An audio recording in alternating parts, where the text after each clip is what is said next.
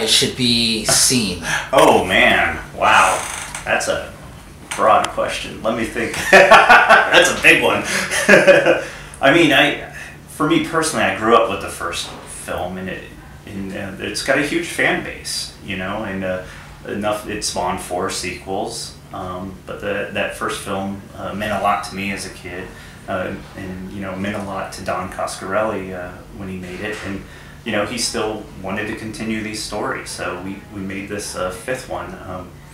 As far as why people should see it, you know, this fan, for me personally, it was really made for the fans. I consider myself one of those fans. So being able to continue these characters that people have loved and have been invested in for so many years, and be able to have some closure in there, as well as some more questions asked. For me as a fan, I'm excited to see it, even though I made it. I'm excited to go sit in a theater with other fans and watch this thing. Why? I mean, there are those Phantasm fans out there, and I was one of them.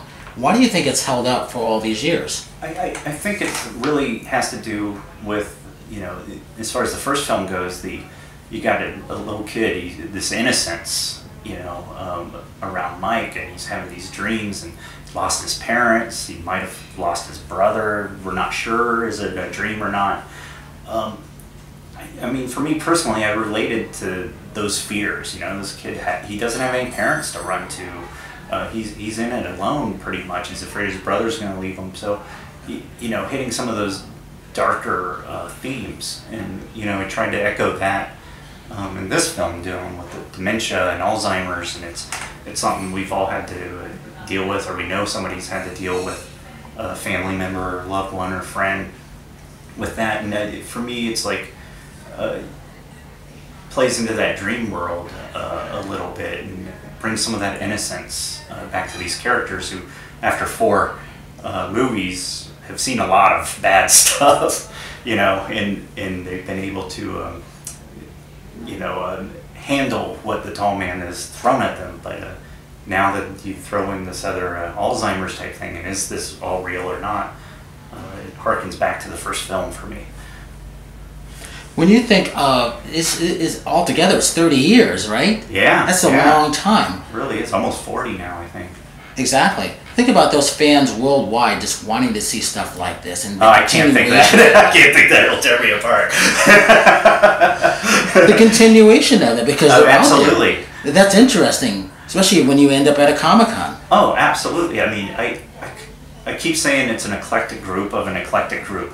You know, we got, you know, horror fans, we're all horror fans, but then inside that realm you got Phantasm fans, you know, and Phantasm special, it's horror, but it goes into sci-fi, it crosses genres, and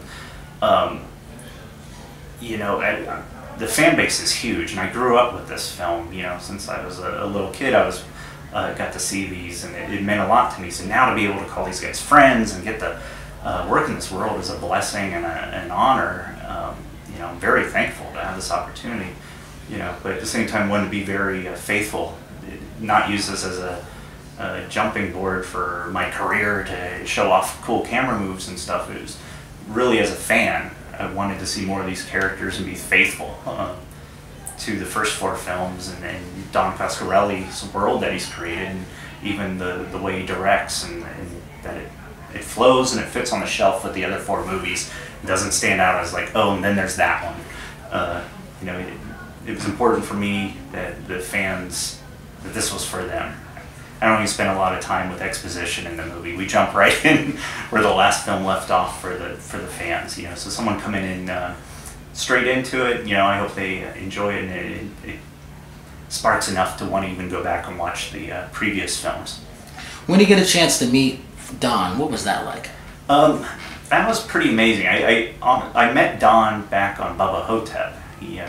I was working at Sony at the time, working on a Starship Troopers TV show. It was called Roughnecks.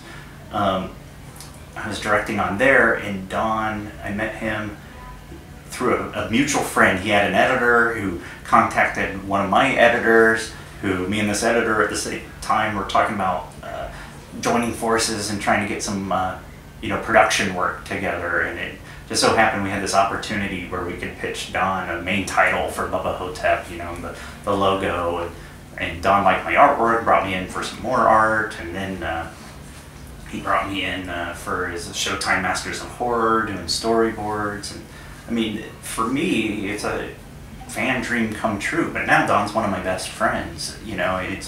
It's really weird to look back, at how much we've grown over the making of this film over several years now. So, what would you say to get the audience to come out to support this film? Do what? What would you say to get the audience to come out to support this film? I mean, well, this is the original cast. If you've loved Phantasm, we have the original cast of composer Chris Stone, who worked on all the movies. This film is for the fans. I consider it a fan film in a way. But yeah, all the original cast is back, and I'd love to even see more beyond this someday, So, any support we can get just helps make the world of Phantasm stronger. Maybe we're helping the tall man by doing that and making his his plan come into fruition, but maybe that's not such a bad thing. I was going to say, memory of the tall man, Angus.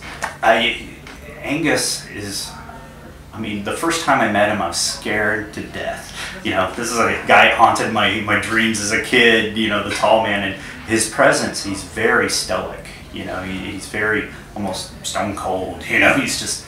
But then when you approach him and talk to him, he's the sweetest, nicest guy. First time I really got to talk to him with this movie, Don and I went to lunch with him, and Angus wanted to read some of the lines that Don and I have been writing for him, and to hear the tall man read what you've written and then have him say, yes, this is how the tall man would have said it.